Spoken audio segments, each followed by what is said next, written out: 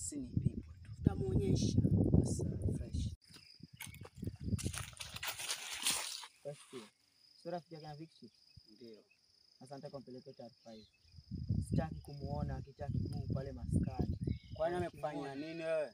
Bila hata salamu na unaulizauliza watu hapa. Sasa salama zina haja. Sasa nataka kumpelekea taarifa. Na akitaki mguu pale atakipata cha makuni. Kwani amekosea nini? Sasa nataka kujua nini nakuhusu.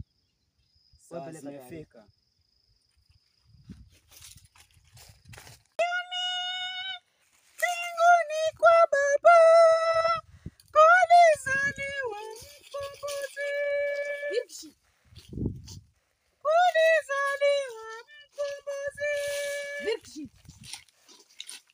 Unasemaje? Mimi sio Vichy, mimi ni kakake. Tumefanana kama shilingi ya pili.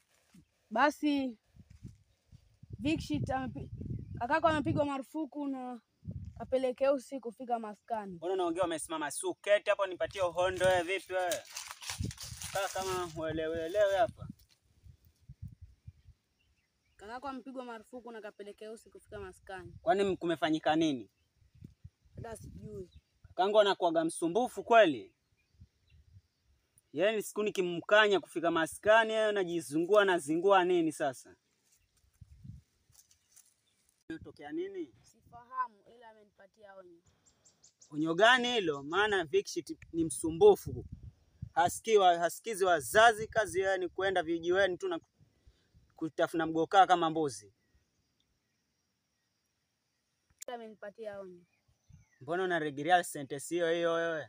Sisi hatuogopi vitisho vyombwa koko, mwenye kazi ni kubwata tu na kuketi chini.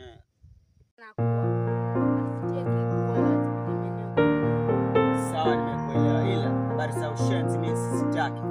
Wewe toka hapa na nini? Toka hapa.